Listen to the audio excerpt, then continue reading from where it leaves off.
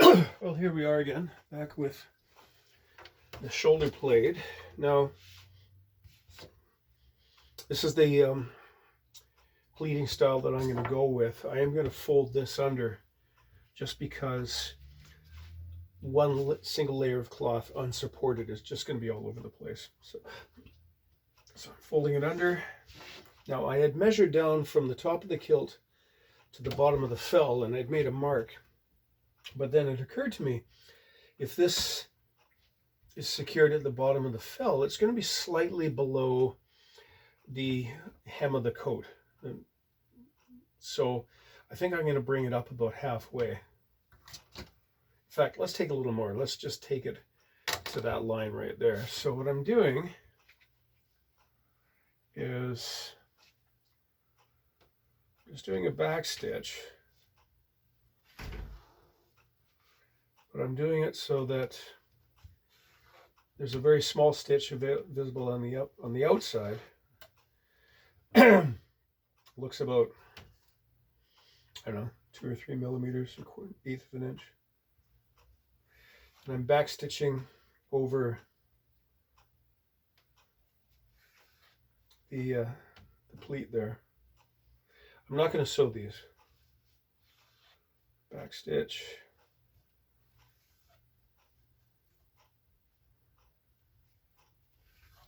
So I'm taking it pretty deep. I'm taking just about through all the layers of cloth, because I don't care if the stitch is somewhat visible on the inside, because nobody's going to see it. And it's not such a long stitch that it's going to catch on anything, or at least I assume it won't. Or I've never had it happen before.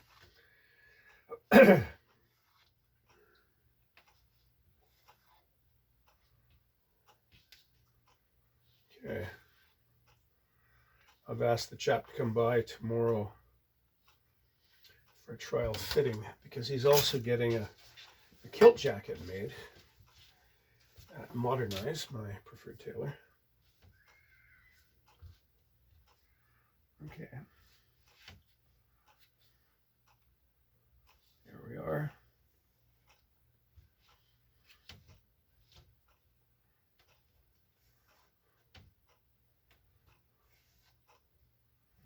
This time, I'm not going through all the layers of cloth. I'm just going through the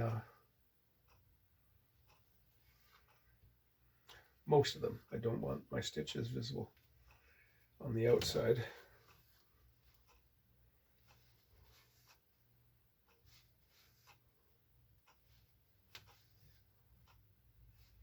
So I'm going to have this ready so that when he comes by tomorrow, I'll be able to fit his kilt to him, do a first trial fitting, because I want to see how his front apron will lay.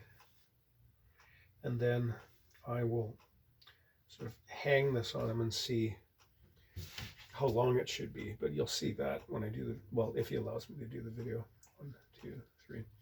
If he doesn't wish to be in the video, I'll come up with something else, won't I? Okay, there we are. That's done. And I'm going to do the same thing. So I've stitched it there. I'm going to do the same thing at the top. And then after that, I'm going to put a top band on it in the same way that I put the top band on the kilt.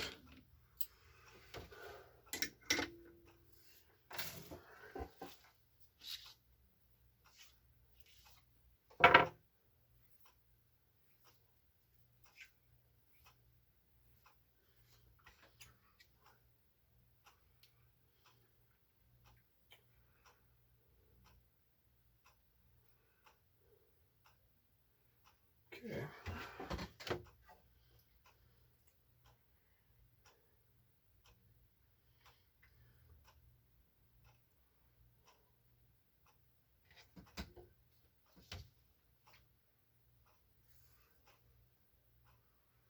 Now this stitch, I can be a bit more aggressive going through every layer, because it's going to be obscured by it's going to be hidden by the top band when I sew it on. Come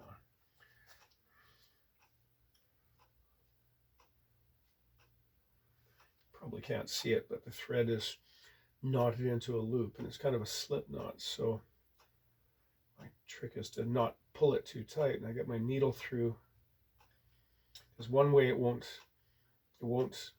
budge, and the other way it'll slip down, and then there we go, pop the knot without breaking the thread. Maybe I should do a close-up video of that.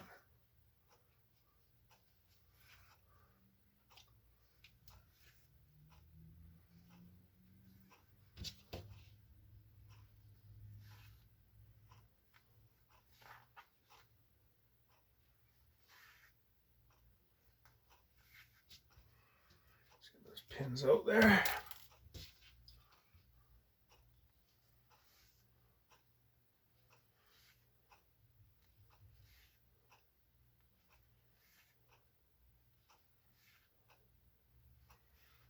Okay. 3. And yes, I've been so impossibly busy, I still haven't got around to checking and reading everybody's comments yet. Okay. Next thing I want to do,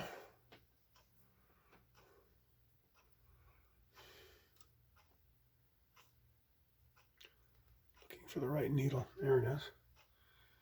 I think it is. Is I'm going to base these, because I'm going to press these to about there. In the old days, when the army wore the army officers wore full dress plaids like this, their batman would press these pleats throughout the length of the thing. I can just remember seeing that.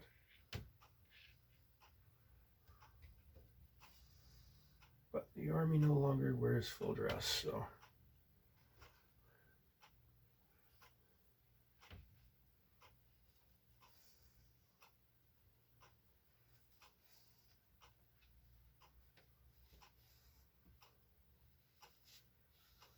Okay. Get rid of that pin.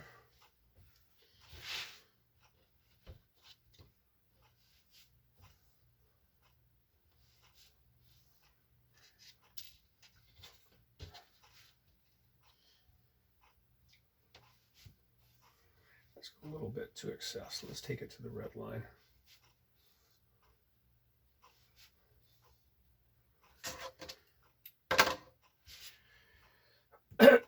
Pardon me.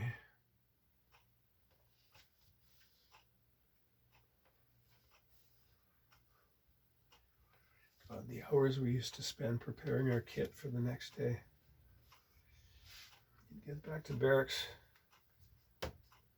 from the mess hall, and then you immediately got to work on spit polishing and pressing. God, the amount of starch we went through.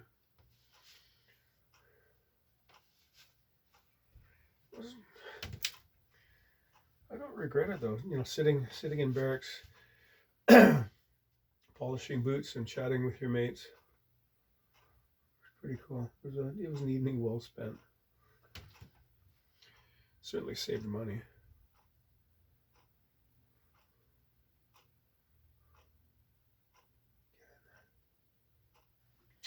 Okay, that thread's just a little too. It's been used too many times. It's been pressed 2 or 3 times and it's starting to come into bits. Okay, let's do that again.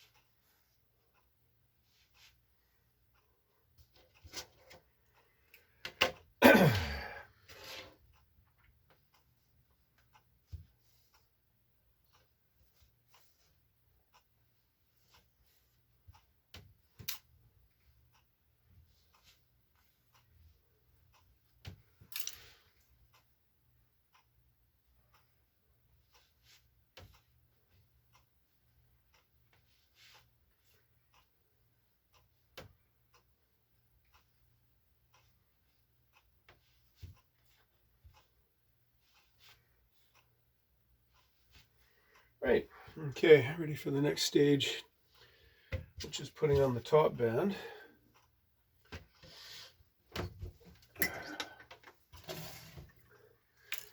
And here's the leftover piece we ripped off. Now, that's the center of the front apron, so I'm gonna, oh, that's a bad thing, get a pin laying around. I'm gonna go to the far end because, yeah, for reasons. I'll go into that a bit further when we get to the points on the kilt when I'm putting the top band on.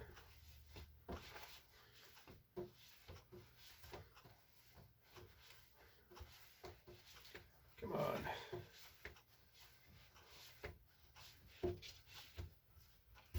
There we go. Okay, this is going to be like putting the top band on a kilt. So I'm not matching it to the pleats because I can't. Let's give it, well, let's reduce the amount of cloth we're dealing with. Pardon me. Put the top band material out of the way. Now, did I put my gauges away? Looks like I did. Let's give it, I don't know, let's give it 3/4 of an inch. Kind of eyeball the rest of it like that. And the grain coincides, lines up with that grain. It's at a different angle because this is weft and that's warp, so they're at a different angle. But okay, that'll work. You saw what I did there. I just sort of took a point on the tartan, in this case the divide. I took a look at that. It's not quite enough of overlap, but if I take it to there and there, that'll be all right.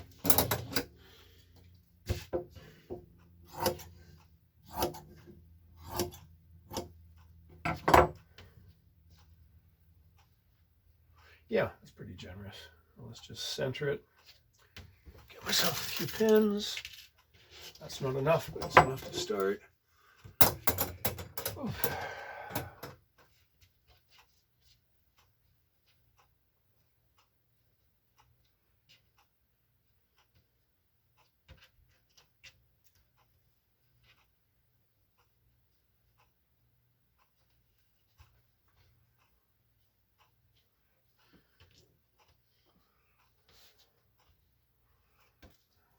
Put that over a bit. That'll do.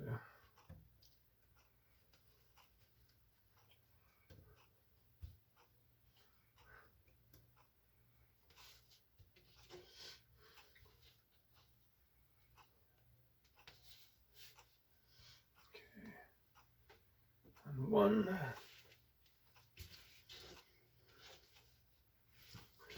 It's all getting kind of twisted up here.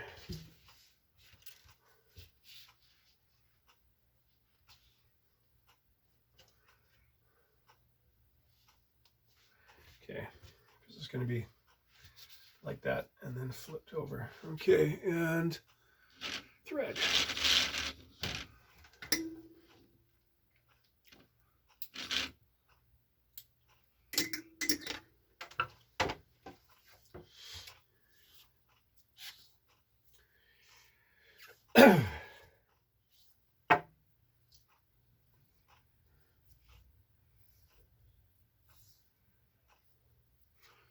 Okay.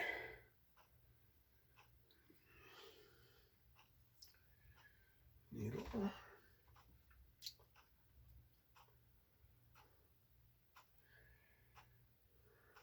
5 o'clock. I'll get this done. Then it'll be just about time for pint o'clock, I think.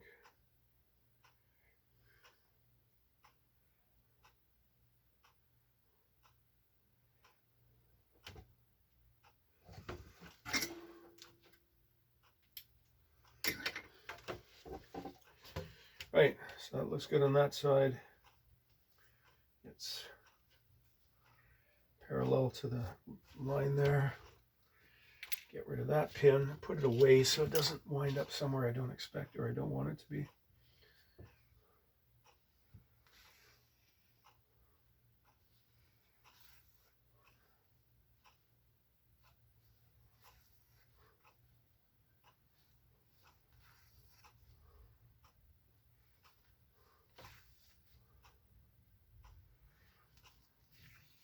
Now this is broadly the way they did it in the old days.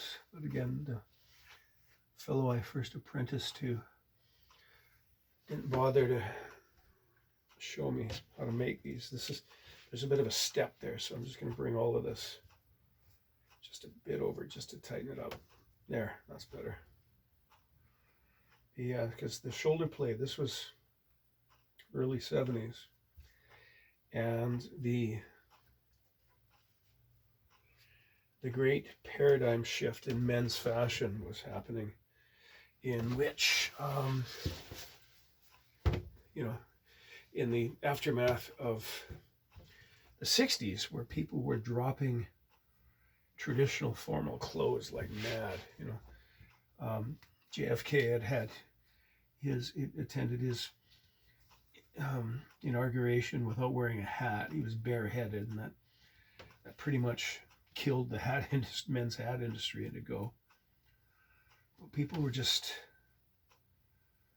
dropping the formality. So he never bothered. He wouldn't teach me how to make a shoulder blade because they'd not only been dropped, they'd become very unfashionable. So he was pragmatic. He was like, why bother teaching me something like that? So on the other hand, it meant that I had to come up with my own methods, which is fine.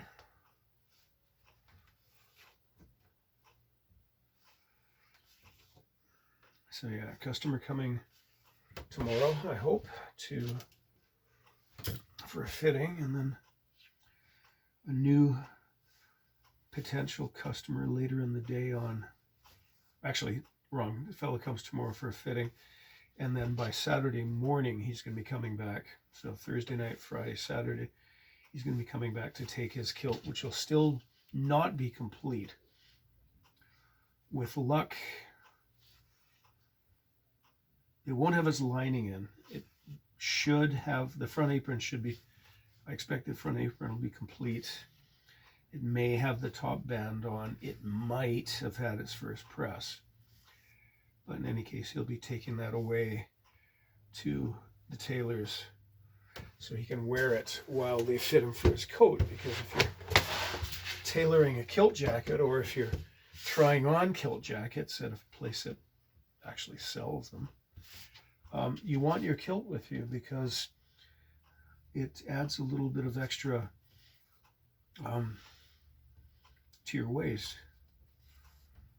If you put on a kilt jacket while you're just wearing trousers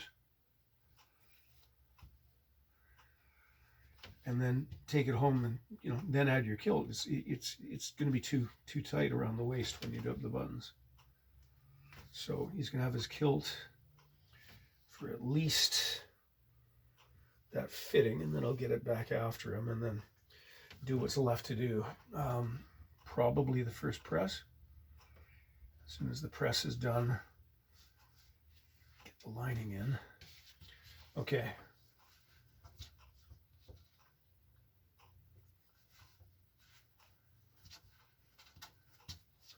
That. I don't like that. That's not falling. Thunder. How about that? Thunderstorm outside. Yeah. Ideally, this selvage edge would be matching and covering that edge. So that's not good. Okay, we're going to back up and do it again. And that's a teaching point in itself. Never pass or fail, right? Even if you're not satisfied with it, go back and do it again. Because even if it's something that the customer is not going to see, you know, it's out of sight, or anything else, you'll always know about it. And I've noticed that particularly in boat building. Somebody will say, "Ooh, nice, nice boat," and your eye will go straight to the point, the spot on the boat where you made a shortcut. You're gonna resent that. Okay, let's do that again. This.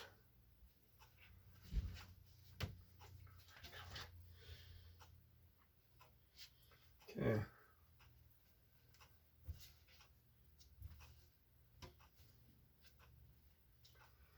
See how this goes. Take two.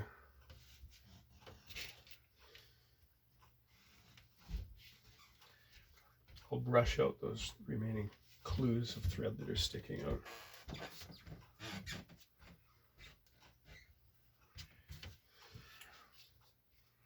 Fold and pin and pin. Fold over. Yeah, much better, much more clean looking. Okay, that's how we're doing it. Right, take two. Pins away.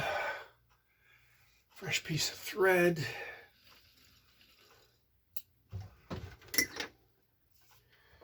New bit of wax.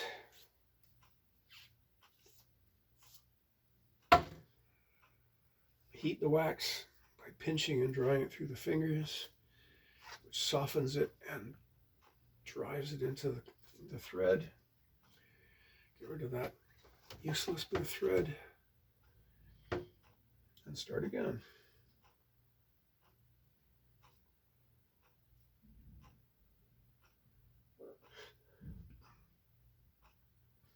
I don't know if you can hear it, but there's thunder outside. And it was funny because it was a bright blue day when I last stuck my head outdoors an hour ago.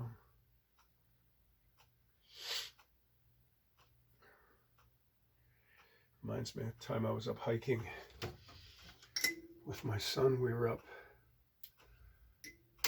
Chilliwack Valley, and we decided that we were going to see if we could bag Williams Peak. See that? I'm going to shorten that a little bit because I'm sewing against the run of the pleats, and that's going to be difficult to do a neat job of. So I'm just going to shorten it that much. I'm probably going to have to shorten it on that side, but I'm not going to do that until I actually get to that point of the work, because nature being what it is, there's a chance I would sew it too short at this, or cut it too short at this point. And then I'd have to tear it all out and do it a third time. Okay. I'm not going to press this until after the fitting. Wax out of the way.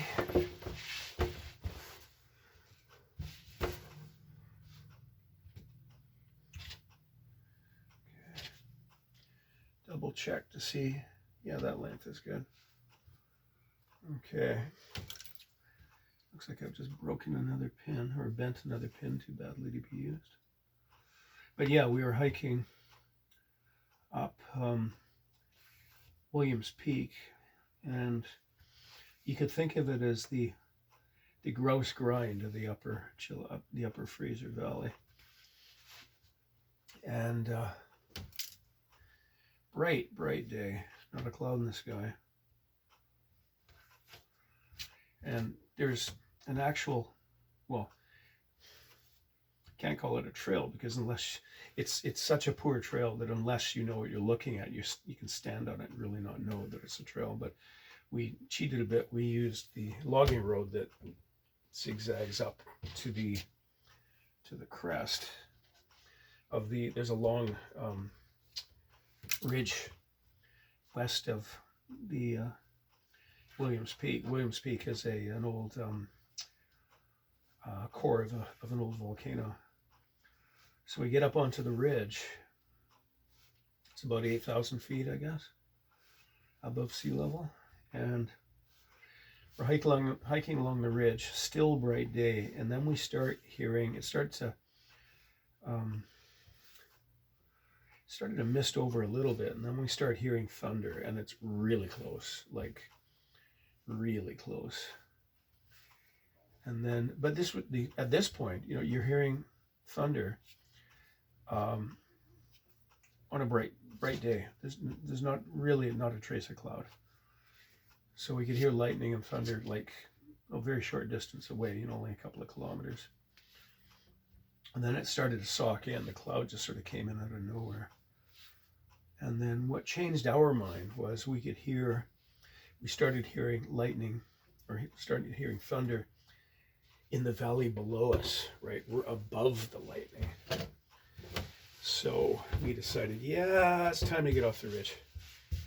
So we started hiking back down as quick as we could. And I swear to you, I think at least twice we were moving pretty fast, damn sight faster than we moved up. We were hiking, or moving as fast as we can down this logging road to get down below the tree line. And at least twice as we were hiking, our hair stood straight up and you could smell ozone, right? And we did we did about all you can do. We immediately laid down. There was a bit of a ditch beside the logging road, drainage ditch. So we lay down in the ditch so that we were below ground level, as it were, because we didn't want to be the lightning rod. Okay, now that's going to work fine. Cool. Now, am I going to sew up to that far corner? Let's find out. Instead of cutting the thread and starting again, I'm going to go like this up to the corner. This thread is not going to be long enough, but that's how it goes. Got it there. And let's just hide that edge.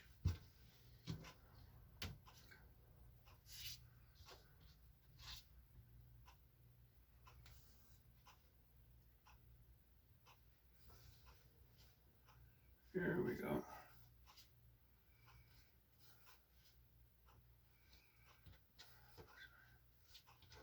Come on. So yeah, when you're on a mountain ridge and you can smell ozone and your hair is in the air, it's like, yeah. That's what I think, Frank, as you can tell, it's what I think about every time I hear lightning, thunder.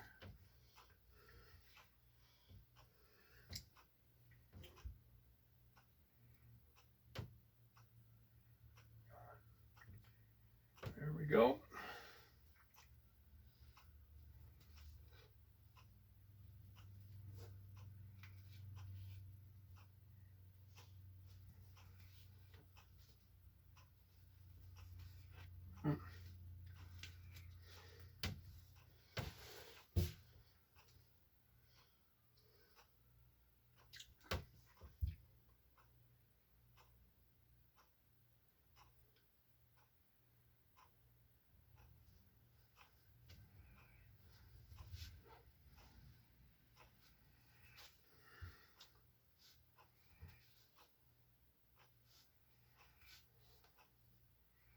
Just about a thread here. And the trick is to finish your seam before there isn't enough thread.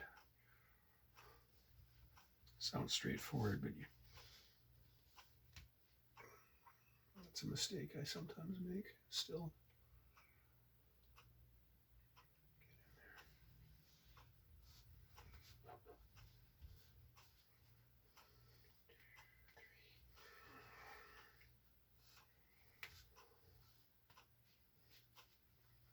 Okay.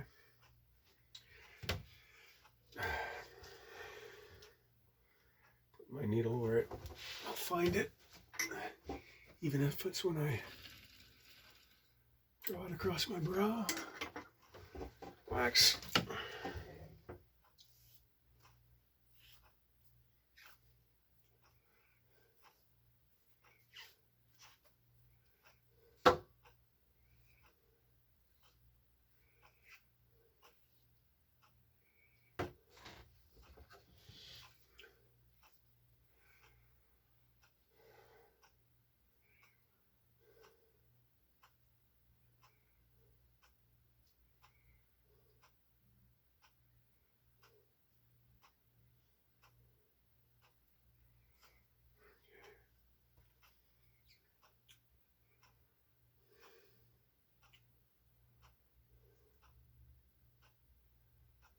Okay, yep. And cut this one off. Okay, let's start.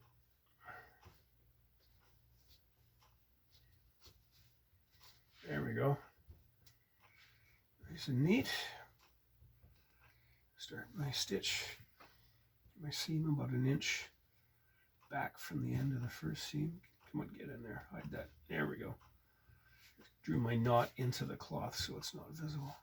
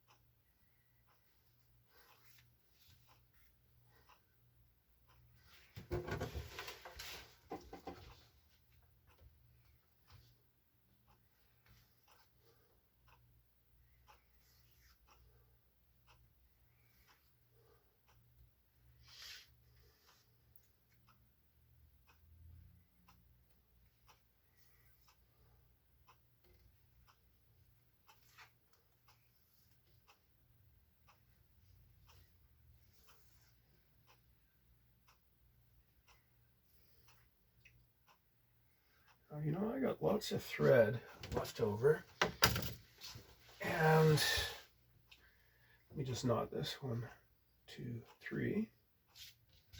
Of course, I kind of fumbled down there. Draw it through, back up again. Let me hang on just a second. I'm gonna have a little rummage, and I'm gonna get the metal eyes, or metal hooks I should say, that I'm going to use to secure this to the kilt. Stay with me here.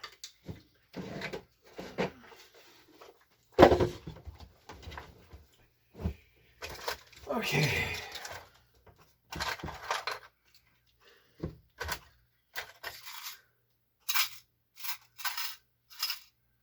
Those are really tiny.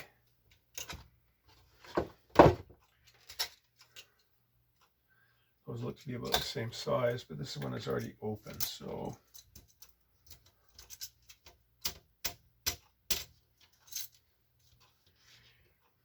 maybe a third one in the middle. Come on. Untangle you two. Nope. You can bypass. I'll just get 1, 2, 3. There we are. I'll take those other ones. I'll tease those other ones apart later.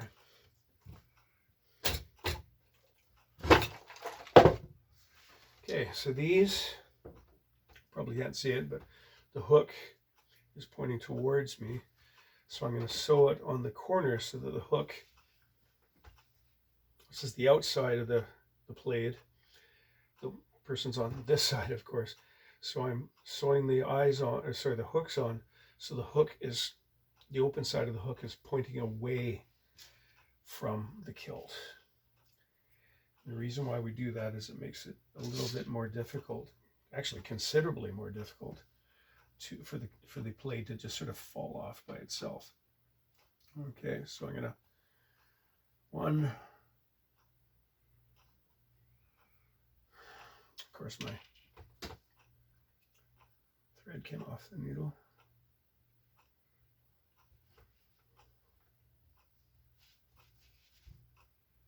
Come on, back there.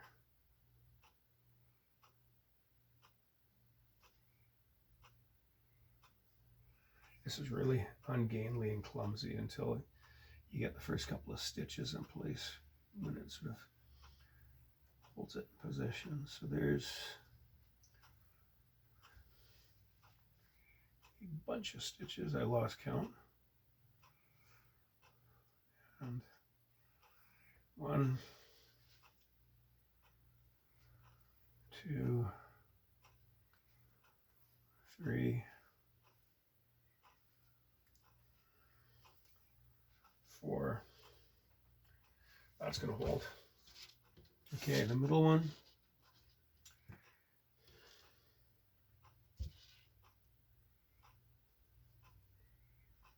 What happened? I think I'll knot this one. 2, 3. What did I just do there? Putting my, see, the knot is loose and open. You may not be able to see it, but I put my needle through the bite of the knot and then just slide the knot down to where I want it to be, and then right. So I'm just doing a little hidden back stitch. Let's put it, well, that looks like the middle to me. Put it here and then a back stitch so we're not tugging. Maybe a second back stitch. Yeah, that stabilizes it. Now we're going to sew the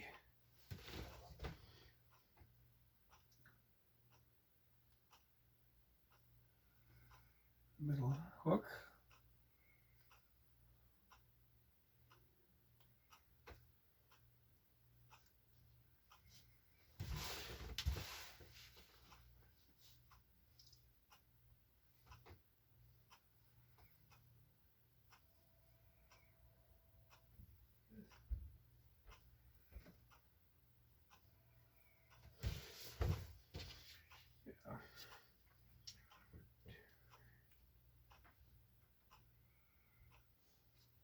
There we go again, and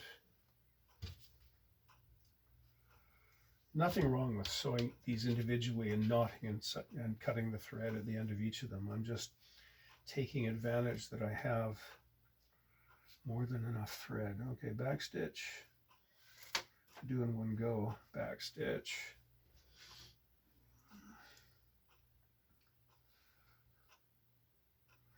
And again, this is something that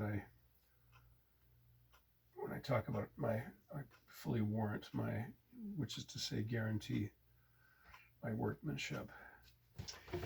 If the customer ever comes back to me and says, yeah, those hooks popped right off, well, I'm obviously going to re-sew it again, not charge them anything for it, because that would be embarrassing otherwise. Okay, just about done.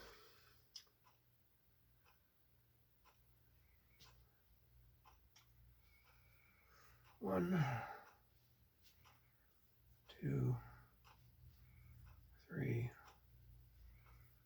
4. Let's give an extra one because it's 5. 1, 2, 3. And draw the knot down. Bury the knot in the cloth. See, I lost my thread, came off the needle again, which is nature's way of telling you that you're running out of thread. Okay, 1, 2, 3. Oh, for heaven's sake. It's a good job I'm ending this because, yeah, there we go.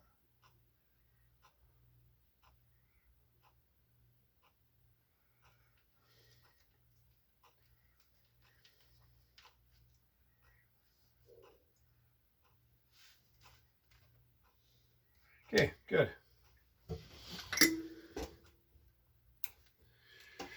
So there we are.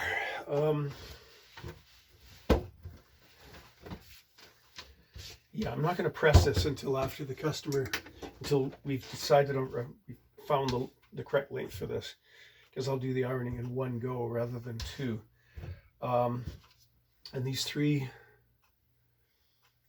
hooks, because, well, if you see the video, my other video on the subject, by putting the hook so that you have to kind of it into position by sort of lifting in with the open end of the hook pointing out, it's much more difficult for the plaid to fall off. If I did it this way, you could just lift off, which is super embarrassing.